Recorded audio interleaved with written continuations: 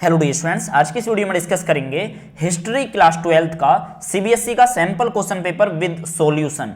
जी हाँ, जो स्टूडेंट 10 जून 2021 को अपना बोर्ड एग्जाम देने जा रहे हैं, हिस्ट्री क्लास 12th का बोर्ड एग्जाम, तो उनके लिए ये वीडियो बहुत हेल्पफुल रहने वाली है, क्योंकि ये वीडियो आपको जो है सैंपल क्वेश्चन पेपर पूरा प्रोवाइड करवाएगी और विद आंसर। ठीक है, तो चलिए शुरुआत करते हैं आज की इस वीडियो को। तो देखिएगा, स्टार्ट करने से पहले मैं आपको बता दूं हिस्ट्री का जो आपका कोड है वो आपका 027 है। ठीक है, 027 का मतलब है जो आप एग्जाम में अपना जो कोड डालोगे वो 027 आपका पेपर कोड है। ठीक है, और आपका देख सकते हो 2021 में आपके बोर्ड एग्जाम के लिए मैंने क्वेश्चन पेपर आपका निकाला है, विद आंसर मैं आपको बताऊंगा। ठीक है, तो आपका इसका एग्जाम जो है आपको पता होना चाहिए कब का है एग्जाम, 10 जून का 10:30 बजे। ठीक है, 2021 10 जून। तो सीबीएसई का ये बोर्ड का एग्जाम का question paper sample question paper के रूप में है।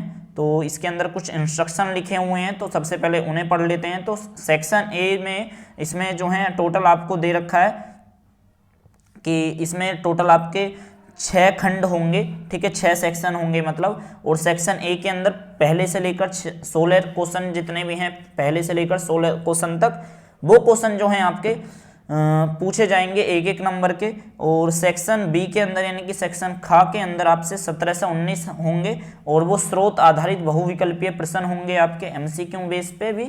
और इसके अंदर आपके 4 इसके सब भाग होंगे सेक्शन बी के, और जिसमें से आपको 3 भागों के उत्तर देने हैं। ठीक है, खंड गा यानी कि खंड सी जो है हमारा 20 से लेकर 23 तक, तो इसमें जो है प्रत्येक प्रश्न 3 अंक का है, और प्रत्येक प्रश्न का उत्तर अधिकतम 100 शब्दों में आपको देना है। सेक्शन जो हमारा डी है, ठीक है, जो हमारा सेक्शन डी है उसमें आप देखोगे वो प्रश्न संख्या 24 से लेकर प्रश्न संख्या 26 तक। ठीक है, और इसमें जो है प्रत्येक प्रश्न 8 अंक का है, और प्रत्येक प्रश्न का उत्तर अधिकतम आपको 350 शब्दों में देना है। सेक्शन जो हमारा अगला है यानी कि सेक्शन आपका ई 27 से लेकर 29 तक है, स्रोत आधारित प्रश्न है, और प्रत्येक प्रश्न का अंक जो है आपको मिलेगा 5। ठीक है, तो प्रत्येक प्रश्न 5 अंक का है, कहने का मतलब ये है। अगला जो है सेक्शन एफ, उसके अंदर आपका प्रश्न संख्या 30 मानचित्र पर आधारित है, और जिसमें आपको मानचित्र को चिपकाना भी है, यानी कि नित्थी पुस्तिकाओं के साथ आपको नित्थी करनी है। इसका मतलब यही है कि आपको जो है अपने धागे से बांधना पड़ेगा अपने मानचित्र को, जो आपके क्वेश्चन पेपर में लगा हुआ आता है। लेकिन इस बात का विशेषकर ध्यान रखिएगा स्टूडेंटों कि जो आपका पॉलिटिकल साइंस का एग्जाम होता है ना, तो पॉलिटिकल साइंस में आपको मानचित्र या मैप नहीं चिपकाना होता, उसमें टेबल बनानी होती है। लेकिन हिस्ट्री में कह रहा है कि यहां पर आपको चिपकाना है। ठीक है, तो चलिए स्टार्ट करते हैं अपने मॉडल सैंपल क्वेश्चन पेपर के सभी क्वेश्चनों को, आखिरकार किस तरह के हैं। तो सेक्शन ए में आपके 15 नंबर के क्वेश्चन है। ठीक है, तो चलिए, तो देखिएगा पहला क्वेश्चन है, प्राचीन भारतीय व्यापार का इतिहास सही रूप से इनमें से किस काल के से प्रारंभ होता है, यानी कि फिल इन द ब्लैंक्स दे रखा है, सही रूप फिल इन द ब्लैंक्स काल से प्रारंभ होता है। तो पहला क्वेश्चन है, प्राचीन भारतीय व्यापार का जो इतिहास था वो सही रूप से वैदिक काल से प्रारंभ होता है, या हड़प्पा से, या बौद्ध काल से, या मौर्य से। तो इसका जो सही उत्तर है दोस्तों वो है हड़प्पा। ठीक है, तो सेकंड क्वेश्चन आपका, संविधान सभा की प्रारूप समिति के अध्यक्ष कौन थे? डॉक्टर भीमराव अंबेडकर। तीसरा क्वेश्चन है आपका, निम्नलिखित कथन को ठीक करके पुनः लिखिए, यानी कि शुद्धिकरण लिखना है, जिसमें है जैन धर्म के अनुसार कर्म के चक्र से स्वयं को मुक्त करने के लिए तप और मध्य मार्ग की आवश्यकता होती है। तो इसका जो शुद्धिकरण होगा वो कुछ इस प्रकार से होगा कि जैन धर्म के अनुसार कर्म के चक्र से मुक्ति के लिए त्याग और तपस्या की जरूरत होती है। ठीक है, चौथा क्वेश्चन है, धर्मशास्त्रों के अनुसार वर्ण व्यवस्था का सही क्रम में लिखिए वर्ण व्यवस्था को। तो शूद्र, ब्राह्मण और वैश्य और क्षत्रिय, तो सबसे पहले आपको ब्राह्मण लगाना है, और क्षत्रिय नंबर 2, और नंबर 3 आपकी वैश्य, और नंबर 4 आपका शूद्र। ठीक है, इस प्रकार से। और फिफ्थ क्वेश्चन जो है वो देख सकते हो, यहाँ पर कह रहा है कि नीचे दिए गए चित्र को ध्यान से देखिए और बताइए कि धर्मचक्र किसका प्रतीक है। ठीक है, तो देख सकते हो ये धर्मचक्र जो है आपको दिख रहा होगा।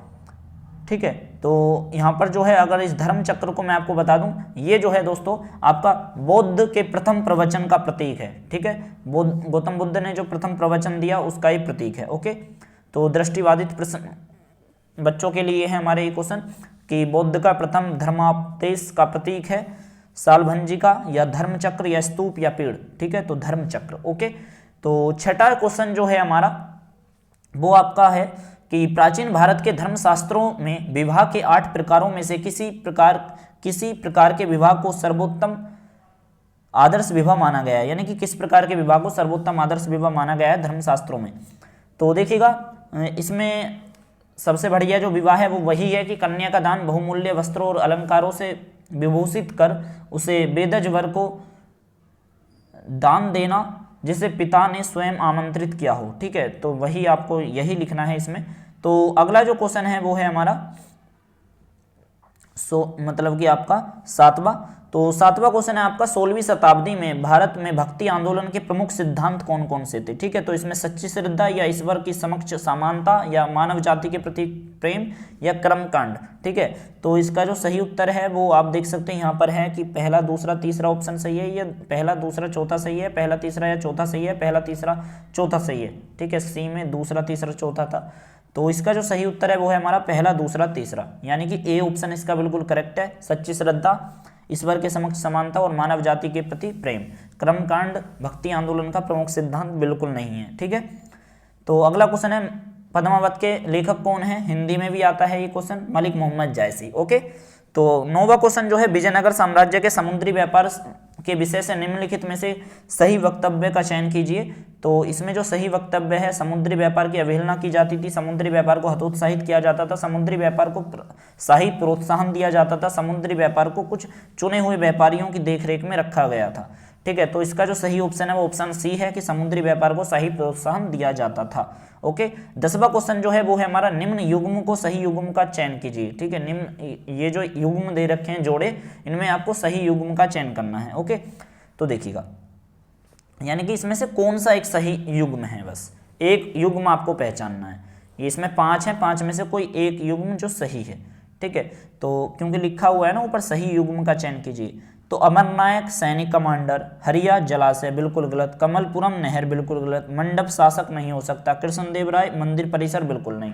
तो इसमें जो पहला ऑप्शन है यानी कि अमरनायक का सैनिक कमांडर, ये बिल्कुल सही है क्योंकि नायक जो है कमांडर होते हैं सैनिक सेना में, तो ये ऑप्शन आपका बिल्कुल सही है। ठीक है, तो 11वें क्वेश्चन पर डिस्कस करते हैं। 11वां क्वेश्चन है आपका अकबर के द्वारा उठाए गए किसी एक महत्वपूर्ण कदम का उल्लेख कीजिए जिसके आधार पे उसके शासन को धर्मनिरपेक्ष कहा जा सकता है। बहुत ही शानदार जबरदस्त क्वेश्चन है। ठीक है, तो इसमें आपको यही लिख देना है कि अकबर ने अपने साम्राज्य में 1563 में तीर्थ यात्रा कर और 1564 में जजिया कर को समाप्त कर दिया। ठीक है, तो कोई आप पॉइंट लिख सकते हो इसमें से।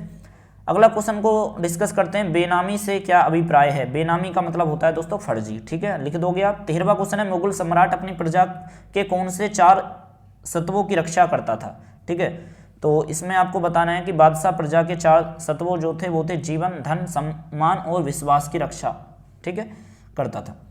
14वां क्वेश्चन जो है आपका वो है हमारा, नीचे 2 कथन दिए गए हैं जिनमें से एक कथन ए के रूप में और दूसरा कारण आर के रूप में दर्शाया गया है। कथन ए, ग्रामीण बंगाल में जोतदार की शक्ति जमींदार की ताकत की अपेक्षा अधिक प्रभावशाली होती थी, और कारण दे रखा है कि जोतदार, इसका जो कारण है वो ये बनेगा कि जोतदार जमींदारों के राजस्व भुगतान में जानबूझकर कर देरी करा देते थे। ठीक है, तो इसमें जो पहले दे रखा है आपका कि ए ऑप्शन में केवल कथन ए सही है, यानी कि कथन सही है, कारण सही नहीं है, कहने का मतलब ये है।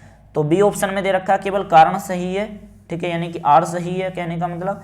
और सी में ऑप्शन है आपका केवल कथन ए और कारण आर दोनों सही हैं, पर कारण कथन का स्पष्टीकरण नहीं है। ठीक है, डी ऑप्शन है कथन ए और कारण आर दोनों सही हैं और कारण कथन ए स्पष्टीकरण है।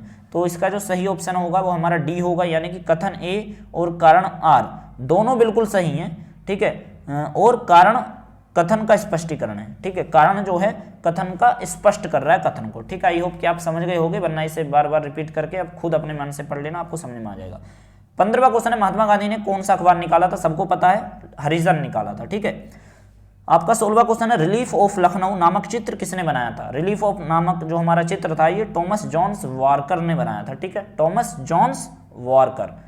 ओके, सेक्शन बी की तरफ डिस्कस करते हैं। तो सेक्शन बी में जो हमारा 17वां क्वेश्चन है तो वो स्रोत पर आधारित है। स्रोतों को ध्यान से आपको पढ़ना है और किन्हीं 3 प्रश्नों के आपको उत्तर देने हैं। ठीक है, तो ये पूरा स्रोत दे रखा है, आप इसे पढ़ना चाहो तो पढ़ लीजिएगा।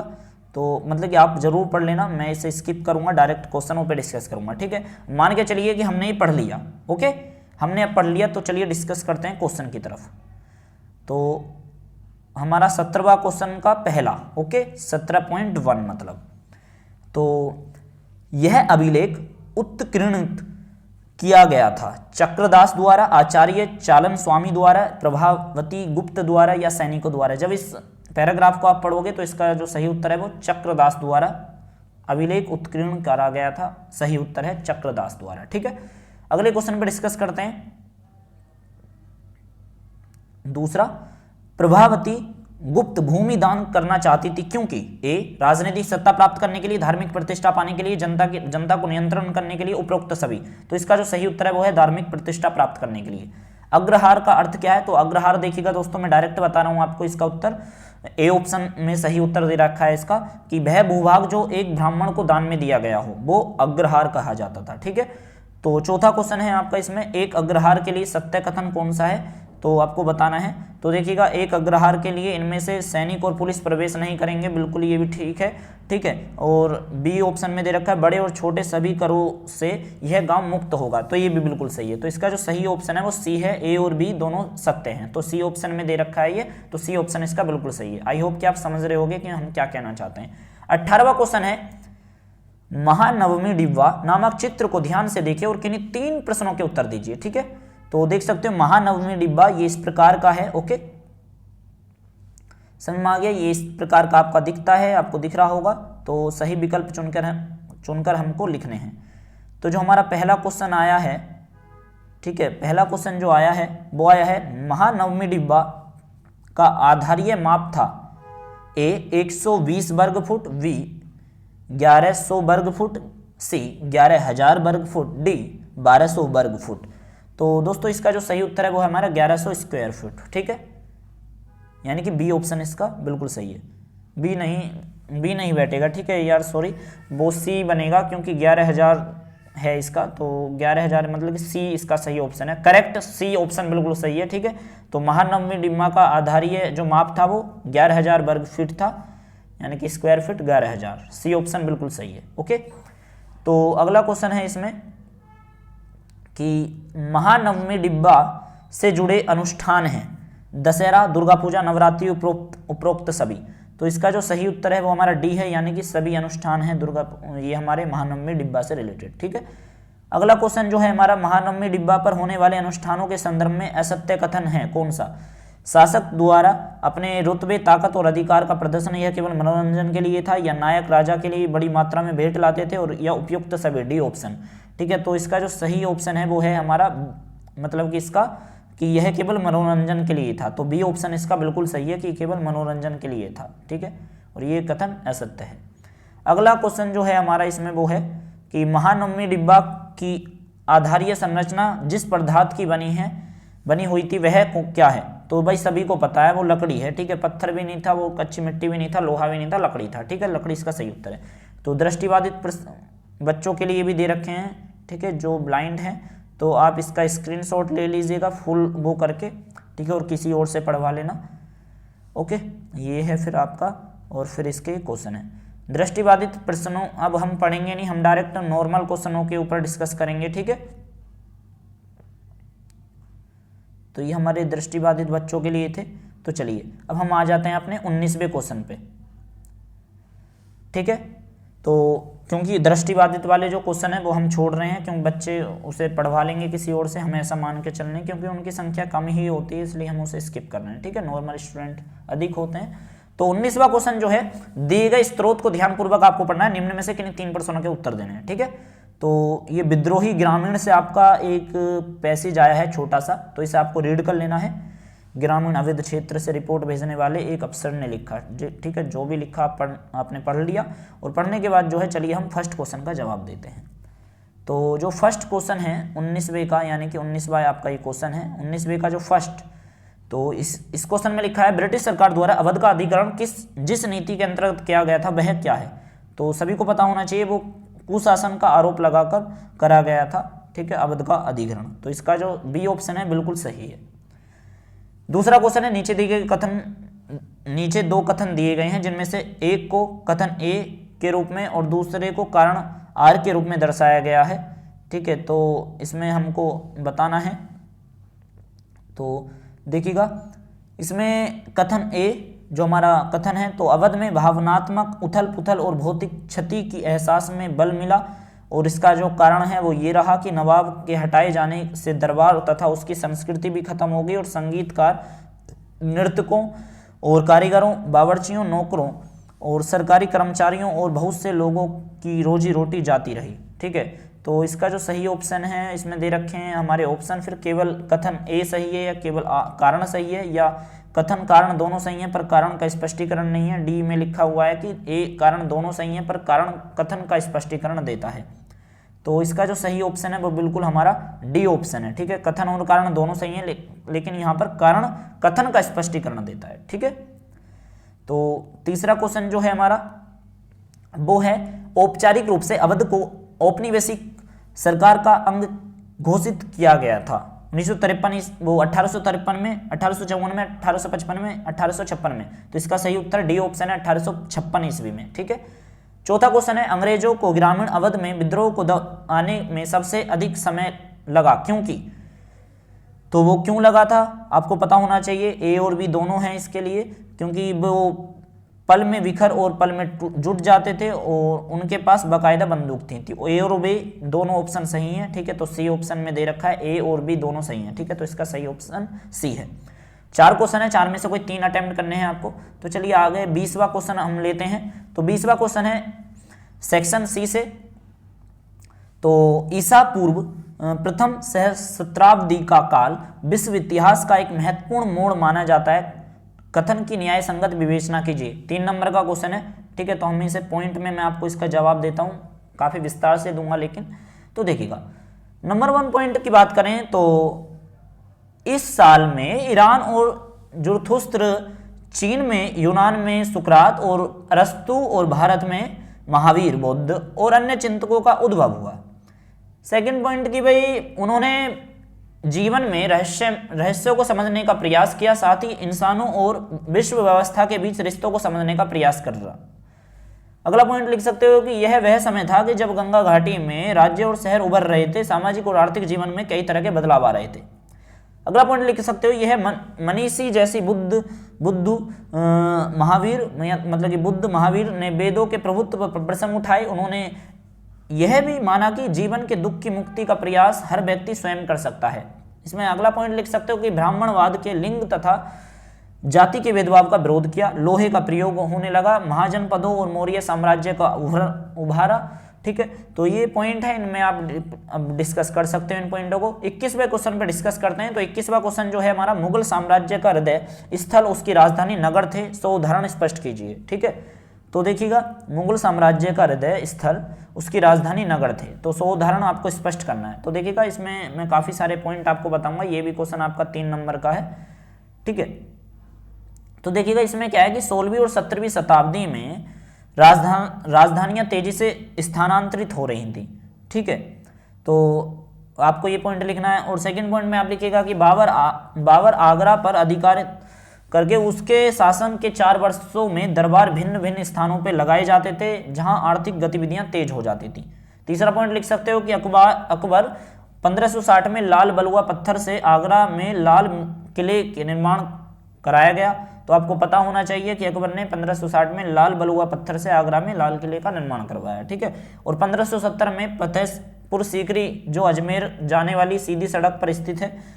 और 5वां पॉइंट लिख सकते हो आप इसमें कि शाहजहां 1648 दिल्ली में लाल किले का निर्माण कराया। तो आपको ये चीजें पता होनी चाहिए कि दिल्ली में लाल किले का निर्माण कब हुआ, 1648 में।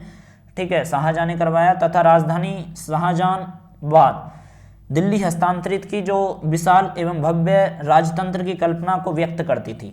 तो आप कोई मान्य पॉइंट लिख सकते हो हमारे द्वारा दिए गए। 22वां क्वेश्चन है, सूर्यास्त विधि क्या थी? जमींदार राजस्व के भुगतान में क्यों चूक जाते थे? तो सूर्यास्त विधि के अनुसार यदि निश्चित तारीख को सूर्य के अस्त होने तक राजस्व का भुगतान नहीं आता था तो जमींदारी को नीलाम किया जा सकता था। तो ये क्वेश्चन आपका टोटल 3 नंबर का है, तो बड़े ध्यान से सुनिएगा, मजेदार क्वेश्चन है। जमींदारी राजस्व राशि के भुगतान में चूक जाते थे, क्योंकि नंबर 1 पॉइंट कि प्रारंभिक मांगे बहुत ज्यादा थी। नंबर 2, जमींदारों की शक्ति केवल राजस्व इकट्ठा करने वे उसके प्रबंध तक ही सीमित थी। नंबर 3 पॉइंट लिख सकते हो कि फसल अच्छी हो या खराब, राजस्व का ठीक समय पर भुगतान जरूरी था। 4th पॉइंट आप लिख सकते हो कि जोतदार भी किसानों को समय पर राजस्व जमा नहीं करने के लिए उकसाते थे। ओके, तो आप इन पॉइंटों को लिख सकते हो। 23वां जो क्वेश्चन है वो है हमारा कि असहयोग आंदोलन क्या था। विभिन्न सामाजिक वर्गों ने आंदोलन में किन किन विभिन्न तरीकों से भाग लिया। तो बहुत शानदार क्वेश्चन है, ठीक है। और जो हमारा सेक्शन सी का लास्ट क्वेश्चन है, तो इसमें आप लिख सकते हो असहयोग आंदोलन क्या था और विभिन्न सामाजिक वर्गों ने आंदोलन में विभिन्न तरीकों से भाग लिया। तो 3 नंबर का क्वेश्चन है ये भी। तो गांधी जी ने 1920 में असहयोग आंदोलन की शुरुआत की। रोलट सत्याग्रह की सफलता, जलियांवाला बाग हत्याकांड की घटना और अंग्रेजों के बाद वादा खिलाफी ने गांधी जी को असहयोग आंदोलन करने से मतलब कि प्रेरित किया। और असहयोग आंदोलन के साथ ही आप देखोगे कि खिलाफत आंदोलन को समर्थन देकर हिंदू मुस्लिम एकता पर बल दिया गया था। 2nd पॉइंट आप लिख सकते हो कि असहयोग आंदोलन में छात्र, शिक्षक, वकीलों ने बढ़ चढ़कर हिस्सा लिया और सरकारी संस्थाओं का परित्याग किया गया। 3rd पॉइंट आप लिख सकते हो कि इस प्रतिरोध में ग्रामीण जनता भी शामिल थी और किसानों ने अंग्रेजों सरकार के कर चुकाना भी बंद कर दिया था। 4th पॉइंट लिख सकते हो कि मजदूरों द्वारा कारखानों में हड़ताल तथा वनवासियों द्वारा वन कानूनों का उल्लंघन किया गया। लास्ट पॉइंट आप इसमें लिख सकते हो, इसमें से कोई भी, कि इसमें विदेशी माल का बहिष्कार भी शामिल था जिसमें स्वदेशी को बढ़ावा मिल सके, ठीक है। तो बात करते हैं अपने सेक्शन डी की तरफ। ए बी सी हम डिस्कस कर लें, यानी कि खंड घ। 24वां क्वेश्चन जो है 8 नंबर के क्वेश्चन आएंगे आपके, ठीक है। लॉन्ग क्वेश्चन होते हैं, बड़े ध्यान से सुनिएगा, पूरे का पूरा आंसर भी बताऊंगा, ठीक है। तो 24वां क्वेश्चन है कि हड़प्पा संस्कृति में सत्ता तथा शासक वर्ग के अस्तित्व के संबंध में दिए जाने वाले तर्कों की युक्त विवेचना कीजिए, ठीक है।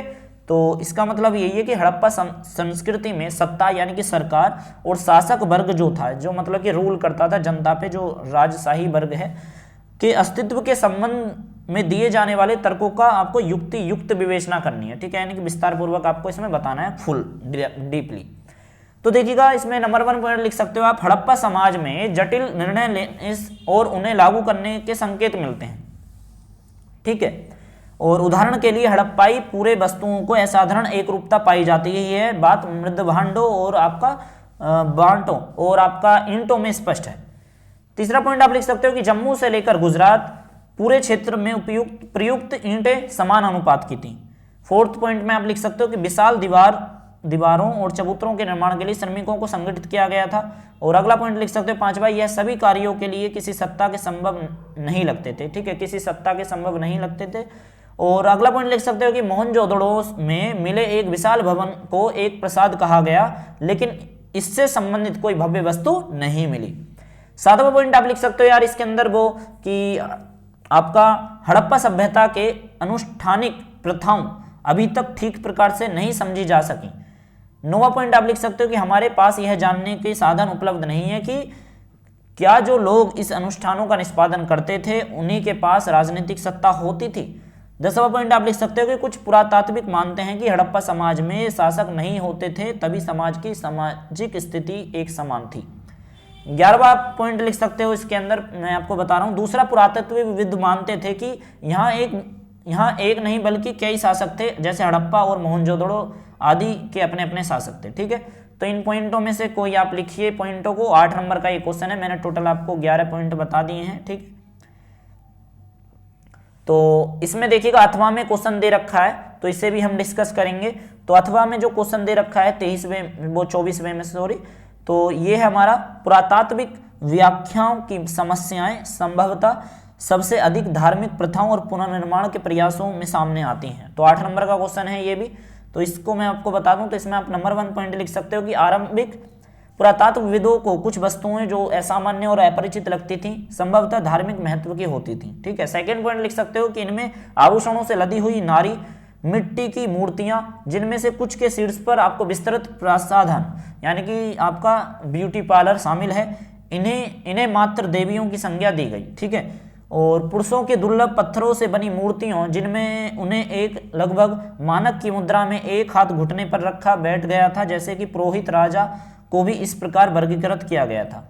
फोर्थ पॉइंट आप लिख सकते हो कि संरचनाओं को अनुष्ठानिक माना गया, जिसमें विशाल स्नानागार और कालीबंगा और लोथल से मिली वेदियां शामिल हैं। और फिफ्थ पॉइंट आप लिख सकते हो कि मोहरे, जिसमें से कुछ पर संभवतः अनुष्ठान के दृश्य बने होते थे, के परीक्षण से धार्मिक आस्था और प्रथाओं को पुनर्निर्मित करने का प्रयास भी किया गया। सिक्स पॉइंट आप लिख सकते हो कि कुछ अन्य जिसमें जिन पर पेड़ पौधे उत्कीर्ण हैं मान्यता अनुसार प्रकृति की पूजा की संकेत देते थे। ठीक है। सातवां पॉइंट आप लिख सकते हो कि मोहरों पर बनाए गए कुछ जानवर, जैसे कि सिंग वाला जानवर जिसे आमतौर पर एक श्रृंगी कहा जाता था, कल्पित और संश्लेषित होते थे। ठीक है, संश्लिष्ट होते थे। तो आठवां पॉइंट आप लिख सकते हो कि कुछ मोहरें पर एक आकृति जिसे पालथी मारकर योगी की मुद्रा में बैठा दिखाया गया है। और कभी कभी ऐसे जानवरों को घिरा दर्शाया गया है जो आद्य शिव हिंदू धर्म के प्रमुख देवताओं में से एक आरंभिक रूप की संज्ञा दी गई है। नौवां पॉइंट आप लिख सकते हो कि शंकु आकार वस्तुओं के लिंग के रूप में वर्गीकृत किया गया है। ठीक है। और हड़प्पा सभ्यता में धार्मिक पुनर्निर्माण अनुमान के आधार पर किए गए हैं, क्योंकि अधिकांश पुरातत्वविद ज्ञात से अज्ञात की ओर बढ़ते हैं और अर्थात वर्तमान में अतीत की ओर। हालांकि यह नीति पत्थर की चक्की तत्वों के संबंध में युक्ति संगत हो सकती हैं, लेकिन धार्मिक प्रतिमानों के संदर्भ में यह अधिक संदिग्ध रहती हैं। तो ये क्वेश्चन था आपका। अगला क्वेश्चन जो है 25वां क्वेश्चन आया है संत कबीर से। तो संत कबीर के विचारों और शिक्षाओं का भारतीय समाज, आर्थिक जीवन और सभी धर्मों तथा भाषा पर पड़े प्रभाव की व्याख्या अपने शब्दों में करनी। बहुत ही इंटरेस्टेड और शानदार क्वेश्चन आया है। ठीक है। तो संत कबीर के बारे में आपने जरूर पढ़ा होगा। तो इसका जो उत्तर है तो लिखना जो है आपको, उसमें आप अपना विस्तार पूर्वक लिखना है, लेकिन मैं यहाँ पर आपको आंसर बता रहा हूँ हिंट के रूप में, आपको पता होगा। तो इसमें देखिएगा जो 25वां क्वेश्चन है, तो 25वें में कबीर की बात चल रही है। तो कबीर में आपको इसमें लिखना है कि भाई कबीर लगभग 14वीं-15वीं शताब्दी में उभरने वाले संत कवियों में से अप्रथम थे। ठीक है, अप्रथम थे। और 19वीं शताब्दी में कबीर के पद संग्रह को कबीर के मृत्यु के बाद संकलित किया गया और बंगाल, गुजरात और महाराष्ट्र में मुद्रीकृत किया गया। कबीरदास जी आध्यात्मिक गुरु रामानंद जी के थे। ठीक है, आध्यात्मिक गुरु रामानंद जी थे कबीरदास जी के, परंतु कबीरदास जी के पदों में गुरु सतगुरु शब्द का प्रयोग किसी विशेष व्यक्ति के लिए नहीं किया गया। फोर्थ पॉइंट आप लिख सकते हो कि कबीर की वाणी 3 विशिष्ट किंतु परस्पर व्यापक परिपाटियों में संकलित है, आदि ग्रंथ साहिब और कबीर ग्रंथावली और कबीर बीजक। तो अगला पॉइंट लिख सकते हो कि कबीर की रचनाएं अनेक भाषाओं में तथा बोलियों में संकलित की गई हैं। उनकी कुछ रचनाओं की उलटवांसी यानी कि उल्टी कही उक्तियां तो उनके नाम से जाना जाता है। रोजमर्रा के अर्थ को पलट देती है, जो परम सत्य के स्वरूप को समझने के लिए मुश्किल को दर्शाता है, जैसे केवल जय फूल्या फूल बिना समुद्री लगी आगी। ठीक है, तो ये जो शब्द है मैंने आपको बताए, शब्द और सुनने यह योगी परंपरा से ली गई है। ठीक है, जो हमने मतलब यहाँ पर यूज करा है, तो शब्द और सुनने जो है यह योगी परंपरा से ली गई है। ठीक है, तो इसमें आप लिख सकते हो कि वेदांत दर्शन से प्रभावित हो वे सत्य को अलख यानी कि अदृश्य, निराकार, ब्राह्मण और अंत मन कहकर भी संबोधित करते हैं। 9वां पॉइंट आप लिख सकते हो इसमें कि कुछ कविताओं में इस्लामिक दर्शन के एक ईश्वरवाद का समर्थन तथा और मूर्ति पूजा का विरोध करते हुए हिंदू धर्म के बहुदेववाद तथा मूर्ति पूजा का खंडन करता गया है। 10वां पॉइंट आप लिख सकते हो कि इस्लामी दर्शन की तरह वे सत्य को अल्लाह, खुदा, हजरत और पीर कहते हैं। अन्य कविताओं में जिक्र, इश्क जैसे सूफी सिद्धांतों का प्रयोग नाम सिमरन की हिंदू परंपरा को अभिव्यक्ति करने के लिए किया गया। 12वां पॉइंट आप लिख सकते हो कि समय की सीमा को पार करते हुए उनकी रचनाएं आज भी उतनी ही प्रासंगिक हैं जितनी कि जब लिखी गई थी।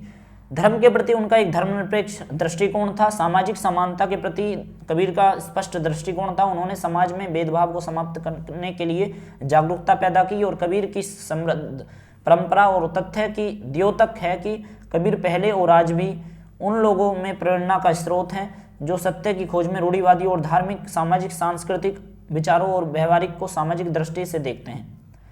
ठीक है, तो ये था आपका क्वेश्चन और इसमें अथवा में क्वेश्चन दे रखा है तो ये है हमारा इस्लामिक भारतीय संस्कृति से। तो इस्लामिक भारतीय संस्कृति का अभिन्न अंग है कैसे बना, ठीक है, यानी कि इस्लामिक जो है भारतीय संस्कृति का अंग कैसे बना ये आपको बताना है। इस्लाम को मानने वाले नए शासकों ने अपनी प्रजा के साथ तालमेल कैसे बिठाया, तो आपको ये सारी चीजें डिस्कस करनी है, ठीक है।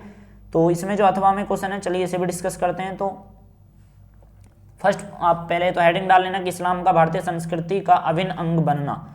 तो नंबर 1 पॉइंट की 711 ईस्वी में मोहम्मद बिन कासिम ने संधि पर विजय प्राप्त की और 13वीं शताब्दी में दिल्ली सल्तनत की स्थापना के बाद राजपूत राज्यों की पराजय हुई, ठीक है, और तथा भारतीय उपमहाद्वीप में इस्लाम का उदय हुआ और काल क्रमानुसार बदलावों के फलस्वरूप धार्मिक आस्थाओं और सांस्कृतिक सरोकारों पर प्रभाव पड़ा। और अगला पॉइंट आप लिख सकते हो इसमें कि अरब व्यापारी उपमहाद्वीप के उत्तर पश्चिमी भागों में बस गए। दक्कन और उपमहाद्वीपीय के अन्य हिस्सों में सल्तनतों का गठन हुआ। और छठा पॉइंट आप लिख सकते हो कि क्षेत्रीय राज्यों का इस्लाम शासकों का स्वीकृत धर्म बन रहा था, ठीक है। तो ये था आपका।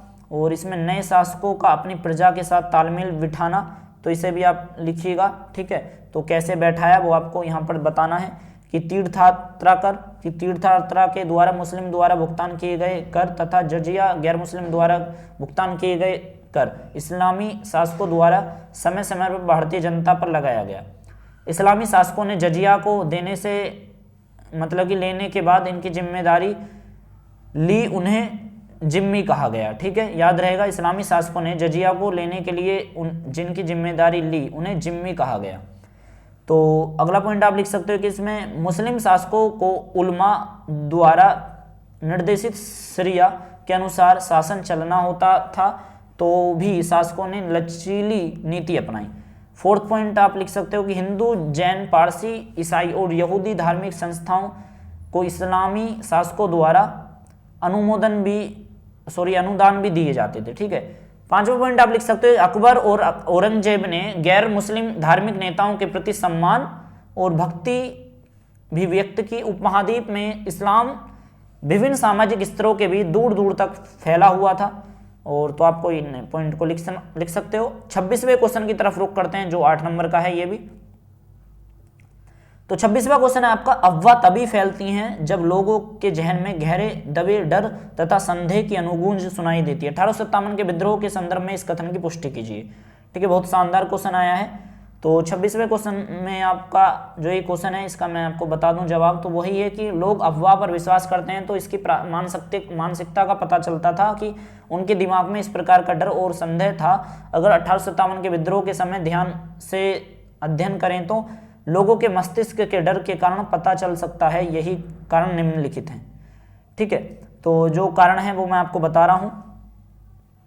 1857 की क्रांति के तो देखिएगा लॉर्ड विलियम बेंटिक की नीतियां, ठीक है। और इसमें आपको लॉर्ड विलियम बेंटिक के समय ब्रिटिश सरकार ने पश्चिमी शिक्षा और पश्चिमी विचारों, पश्चिमी संस्थाओं के द्वारा भारतीय समाज को सुधारने के लिए विशेष नीतियां बनाई।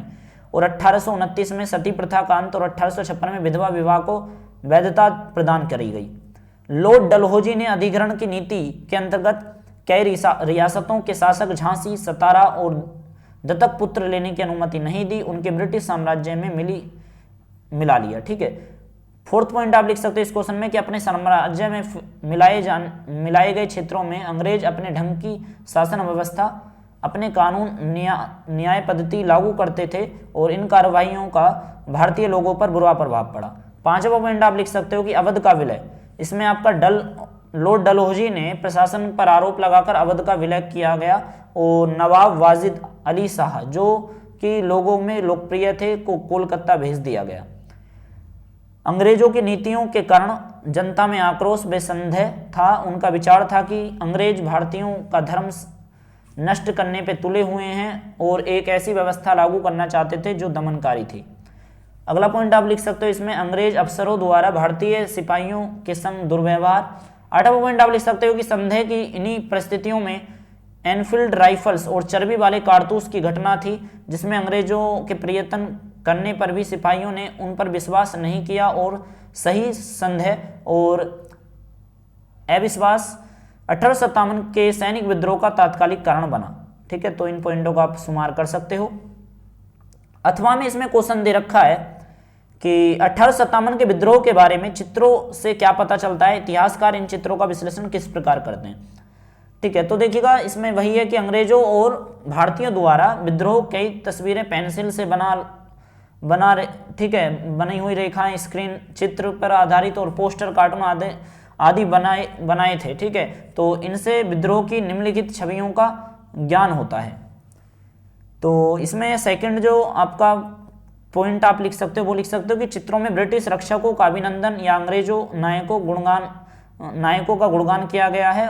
ठीक है, और थर्ड पॉइंट आप लिख सकते हो कि इसमें टॉमस जॉन्स वारकर द्वारा बनाया गया चित्र द रिलीफ ऑफ लखनऊ में कैंपेबल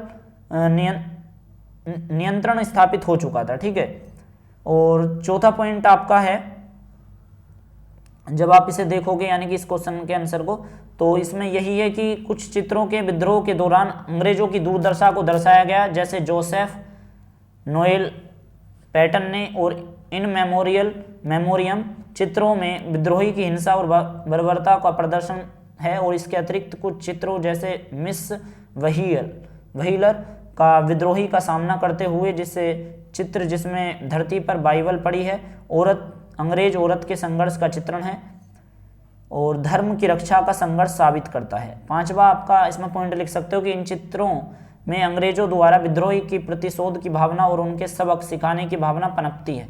जैसे एक चित्र में तलवार और दूसरे हाथ में ढाल दिए हुए महिला का आक्रामक रूप में चित्र पेशावर में विद्रोहियों के मृत्युदंड तोप से उड़ा तो यह चित्र प्रदर्शित करते हैं। छठा पॉइंट आप लिख सकते हो कि विद्रोहियों को नरमम तरीके से मौत के घाट उतारना या खुलेआम फांसी पर लटकाना जैसे चित्र लोगों में दहशत या डर फैलाने के लिए पत्र पत्रिकाओं द्वारा विभिन्न स्थानों पर भेजे गए। ठीक है, आप सातवां पॉइंट लिख सकते हो कैनिंग से कि आपका कैनिंग जो थे को एक भव्य नैक वृद्ध के रूप में दर्शा कर उसका मजाक उड़ाया गया था। और इससे तात्पर्य यह है कि प्रतिशोध की आग में दया का कोई स्थान नहीं है तथा विद्रोहियों से सख्ती का व्यवहार किया जाना चाहिए। राष्ट्रवादी दृश्य कल्पना में विद्रोह के प्रथम स्वतंत्रता संग्राम के रूप में दिखाया गया, जैसे लक्ष्मीबाई विदेशी शासन के विरोध का प्रतीक थी और ये तस्वीरें अपने समय की भावनाएं, एहसासों और संवेदनाओं को प्रतिबिंबित कर रही थी। ठीक है,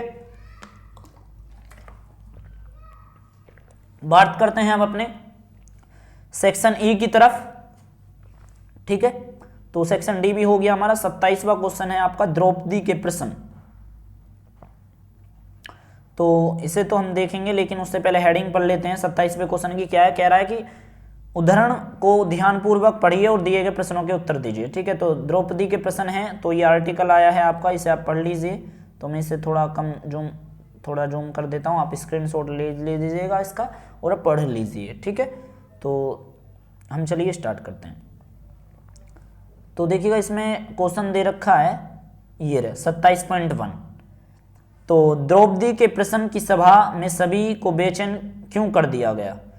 ठीक है, तो ये कितने नंबर का क्वेश्चन है पहले ये देख लेते हैं। 1 + 2 + 2 यानी कि टोटल 3 क्वेश्चन आपको करने हैं। 1 नंबर का एक क्वेश्चन और दूसरा क्वेश्चन 2 नंबर का और तीसरा क्वेश्चन 2 नंबर का। ठीक है, तो इसमें द्रौपदी के प्रश्न ने सभा में सभी को बेचैन क्यों कर दिया, ये जानना चाह रहे हैं। तो इसमें आपको लिखना है कि द्रौपदी ने यह प्रश्न किया था कि द्रौपदी को दांव पर लगाने से पहले क्या युधिष्ठिर स्वयं को हार बैठे थे। यह सुनकर सभा में सभी बेचैन हो गए क्योंकि किसी के पास इसका जवाब नहीं था। ठीक है, तो 27.2 अगर क्वेश्चन देखें, द्रौपदी के प्रश्न का क्या प्रभाव पड़ा, तो द्रौपदी के प्रश्न का सभा में सोच में डाल दिया गया और विभिन्न मत प्रस्तुत किए गए। प्रथम, यदि युधिष्ठिर स्वयं को दांव पर लगाने के बाद भी पत्नी पर नियंत्रण रखे रह सकता था। तो दूसरा है कि दास्ता, ठीक है, जो आपको पता होगा दास प्रथा, तो दास्ता प्राप्त व्यक्ति किसी और को दांव पर नहीं लगा सकता। और इसका जो प्रभाव है वो ये कि स्पष्ट उत्तर न होने तथा मतभेद के कारण धृतराष्ट्र ने सभी पांडवों और द्रौपदी को उनकी निजी स्वतंत्रता उन्हें लौटा दी। ठीक है, अगला क्वेश्चन जो है हमारा 27.3 वो है द्रौपदी के प्रश्न को प्रशंसनीय क्यों माना जाता है। तो यही लिखना है अभी आपको, ठीक है, जो मैंने अभी ऊपर बताया। तो द्रौपदी के प्रश्न को प्रशंसनीय माना जाता है क्योंकि अस्मिता से जुड़ा हुआ था, ठीक है, और इसका उत्तर ना होने के कारण समस्या का हल नहीं निकाला जा सका वे द्रौपदी को स्वतंत्रता मिल गई, ठीक है। तो ये था आपका 28वें क्वेश्चन पे डिस्कस करते हैं। तो 28वां जो हमारा क्वेश्चन है वो है कि इस उदाहरण को आपको ध्यानपूर्वक पढ़ना है और नीचे दिए गए आपको सवालों के जवाब देने हैं। तो वनों की कटाई व स्थायी कृषि के बारे में, ठीक है। तो ये आपका है 1 नंबर का एक क्वेश्चन, 2 नंबर के आपके 2 क्वेश्चन होंगे। तो आप इसका स्क्रीनशॉट ले लीजिएगा पहले, तो वनों की कटाई व स्थायी कृषि के बारे में, ठीक है। तो पर्यावरण वाले चैप्टर की दृष्टि से बहुत अच्छा टॉपिक है ये आपका। तो देखिएगा आपका 28.1 क्वेश्चन में आपका आया है कि बुकनन कौन था, ठीक है, बुकानन कौन था। तो देखिएगा बुकानन ईस्ट इंडिया कंपनी का एक अधिकारी था, आप इतना लिखिए। और भारतीय गांवों के बारे में बुकानन के विचारों का उल्लेख कीजिए, ठीक है। तो इसमें आपको यही बताना है कि बुकानन ने राजमहल की पहाड़ियों में स्थित एक गांव का वर्णन किया है और उसकी विशेषता थी दृश्य बहुत ही आकर्षक था। घुमावदार संकरी घाटियों में धान की फसल लहला रही थी और दूर दूर स्थित वृक्षों के बीच साफ सुथरी जमीन, चट्टानी पहाड़ियां अपने आप में पूर्ण हैं, ठीक है। तो यही आपको सब लिखना है इसमें। और इसमें देखिएगा क्वेश्चन दिया गया है आपका ये 28.3 कि बुकानन द्वारा भूमि निरीक्षण करने से अंग्रेजों के किन स्वार्थों की पूर्ति हुई। तो भूमि निरीक्षण से बुकानन ने यह सुझाव दिया कि लकड़ी की जगह टसर और लाख के बड़े बड़े बागान लगाए जा सकते हैं, जंगल साफ किए जा सकते हैं, जहां खेती ना हो सके वहां पर पन्नई, ताई और महुआ के पेड़ लगाकर उनसे धान कमाया जा सकता है, ठीक है। वो सॉरी धन है, मैं धान कह रहा हूं। तो यही है आपको बताना है इसका, ठीक है, उत्तर। तो 29वें क्वेश्चन पे डिस्कस करते हैं। 29वां क्वेश्चन आपका वही है कि आपको उदाहरण पढ़ना है और फिर सावधानी पूर्वक आपको प्रश्नों के उत्तर आपको बताऊंगा मैं, ध्यान से सुन लेना। तो 1 नंबर का एक क्वेश्चन है, 2 नंबर के 2 क्वेश्चन है, इस प्रकार से 2 + 1 5 नंबर, ठीक है। तो राजा और व्यापारी पर आधारित ये आपका वो है। तो इसमें देखिएगा आप पूरा पढ़ लीजिएगा, ठीक है। तो मैंने स्क्रीनशॉट ले लिया है। तो देखिएगा आपका आपने अपना स्क्रीनशॉट ले लिया। उसके बाद हम 29.1 यानी कि अपने क्वेश्चन पे डिस्कस करते हैं। तो 29.1 जो हमारा क्वेश्चन है, टॉपिक है आपका राजा और व्यापारी। तो 29.1 हमारा क्वेश्चन है कि विजयनगर का प्रसिद्ध शासक कौन था। तो कृष्णदेव राय विजयनगर का प्रसिद्ध शासक था। कृष्णदेव राय के अनुसार राज्य को उत्तरदायित्व माना अपने बंदरगाह सुधारने चाहिए और वाणिज्य को प्रोत्साहित करना चाहिए। वो स्थिति हमेशा बनी रहेगी, लेकिन आप यहाँ पर लिख सकते हो, ठीक है, कि कृष्णदेव राय जो था विजयनगर का प्रसिद्ध शासक था। तो देखिएगा यहाँ पर तो मुख्य रूप से यही है। जब आप देखोगे कि यहाँ पर देखने के लिए मिलेगा आपको कि कृष्ण आपका विजयनगर का सबसे प्रसिद्ध शासक कौन था, वो तो आपको मैंने बताया कि कृष्णदेव राय विजयनगर का प्रसिद्ध शासक थे। और आगे इसमें क्वेश्चन पूछा है इन्होंने कि कृष्णदेव राय द्वारा उल्लेखित राजा के उत्तरदायित्व की व्याख्या करो, ठीक है। तो कृष्णदेव राय के अनुसार राज्यों के उत्तरदायित्व राजा को अपने बंदरगाह सुधारने चाहिए और वाणिज्य को प्रोत्साहित करना चाहिए, ठीक है। तो हम इस पे बात कर रहे थे। 29.3 जो हमारा क्वेश्चन है कि राजा द्वारा अपने देश की परिस्थितियों को सुधारने के लिए किए गए उपायों आलोचनात्मक विवेचना कीजिए, ठीक है। तो खंड ई में आप आ चुके हैं हम, तो चलिए शुरू करते हैं। तो देखिएगा शुरू करने से पहले, खंड ई पर आने से पहले इस क्वेश्चन का जवाब आप जरूर जान लीजिएगा, यानी कि 29.3 का। तो देखिएगा राजा द्वारा अपने देश की परिस्थिति को सुधारने के लिए सुझाए गए जो हमारे उपाय हैं उनका आलोचनात्मक आपको विवेचना करना है। तो देखिएगा राजा द्वारा अपने देश की परिस्थिति को सुधारने के लिए व्यापार, वाणिज्य और प्रोत्साहन आदि पर ध्यान देना चाहिए। बंदरगाहों की सुधारने और व्यापारियों को उचित देखभाल करनी चाहिए, जिससे विदेशी नागरिकों के साथ साथ उनके मधुर संबंध बनेंगे, मैत्री बढ़ेगी और तोहफे देने की मधुरता आएगी। और ऐसे करने से उनकी चीजें दुश्मनों तक नहीं पहुंच पाएंगी, ठीक है। तो यही है। और चलिए अब डिस्कस करते हैं 30वां क्वेश्चन जो हमारा मानचित्र पर आधारित है। मानचित्र आपको अपनी कॉपी में फाड़कर चिपकाना है, इस बात का ध्यान रखिएगा अपनी आंसर शीट में, ठीक है। तो 30.1 जो हमारा क्वेश्चन है वो है कि भारत में दिए गए मानचित्र पर निम्नलिखित स्थलों पर अंकित कीजिए, ठीक है। तो आपको जो अंकित करना है वो लोथल, एक हड़प्पा स्थल, ये कर सकते हो, ठीक है। तो अगर मैं देखिएगा मैप आपको दिखाई देता हूं, तो ये आपका मैप है, ठीक है। इस तरह का इसमें दो ही हिस्से दे रखे हैं, एक लोथल की तरफ वाला है थोड़ा सा, या मैं यूं कहूँ, ठीक है, एक आपका ऊपर का इधर का एरिया है। तो देखिएगा, चलिए हम आपका क्वेश्चनों के आंसर बताते हैं। स्टेट तो वैसे आपको पता ही होंगे कि कहाँ पर कौन सा स्थित है, ठीक है।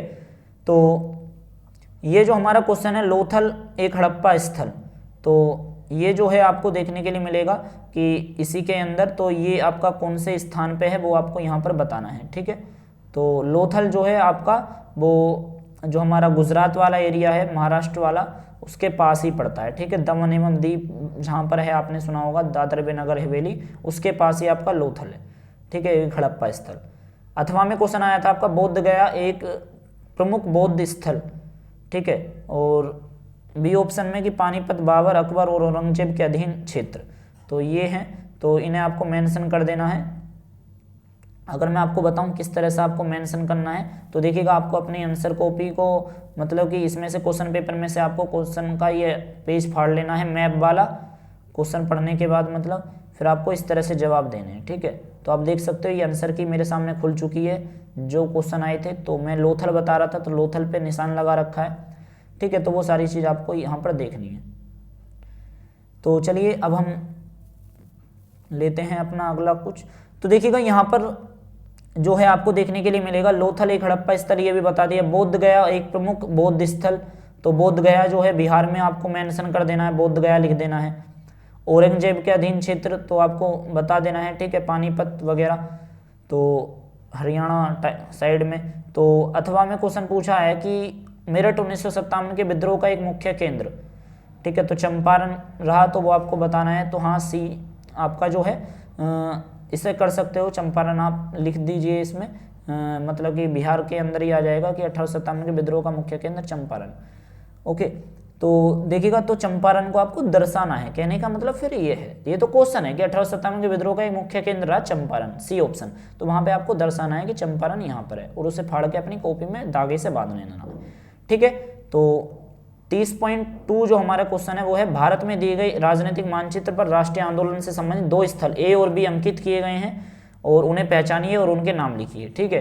तो देखिएगा जहां पर मेंशन करा गया है ए और बी, वो हमारे वो नहीं थे जो हमने अब डिस्कस करे, तो इसमें वो आपको मेंशन करना है कि कहां पर कौन सा एरिया है जो देशभक्ति से जुड़ा हुआ है, ठीक है। तो इसमें दे रखा है एक बी वाला सेक्शन, तो यहाँ पर आप लोथल देख सकते हो, लोथल जो हमारा है, ठीक है। वरना तो इन्होंने क्वेश्चन में कहा है आपसे कि 1857 के विद्रोह का मुख्य केंद्र चंपारण रहा, ठीक है। 30.2 में ये कह रहे हैं कि भारत द्वारा दिए गए मानचित्र पर राष्ट्रीय आंदोलन से संबंधित दो स्थल ए और बी अंकित किए गए हैं, उन्हें पहचानिए और उनके नाम लिखिए, ठीक है। तो जो है 1 नंबर प्लस 1 नंबर का है, तो वो हमारे राष्ट्रीय आंदोलन से संबंधित दो स्थल कौन कौन से हैं, ए और बी जहां पर दे रखे हैं, तो वो आपको मेंशन जो मैंने आपको दिखाया है इंडिया का मैप, उसी के अकॉर्डिंग करने हैं और 2 नंबर आपको मिल जाएंगे, ठीक है। तो यही था पूरे पेपर का स्ट्रक्चर आपका, मतलब कि सैंपल क्वेश्चन पेपर का पूरा।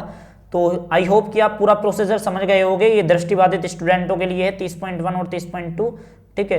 तो हमने ये सारा डिस्कशन कर लिया है और बेस्ट ऑफ लक आपके एग्जाम के लिए। दोस्तों कहना चाहूंगा अगर आपने हमारे इस चैनल को नहीं सब्सक्राइब कराया तो जरूर सब्सक्राइब कर लीजिएगा, क्योंकि आप देख रहे होगे यार आंसर जो है मैंने आपको ऐसे ही मुंह जबानी सारी चीजें बता दी हैं जितना मेरे से हो सका। तो अपने मित्रों के साथ इस व्हाट्सएप ग्रुप में इस वीडियो के लिंक को जरूर शेयर करना। तो हम मिलते हैं ऐसे ही किसी नेक्स्ट वीडियो में, तब तक के लिए दीजिएगा हमें इजाजत। हमारे चैनल को कर लीजिए सब्सक्राइब। Thank you.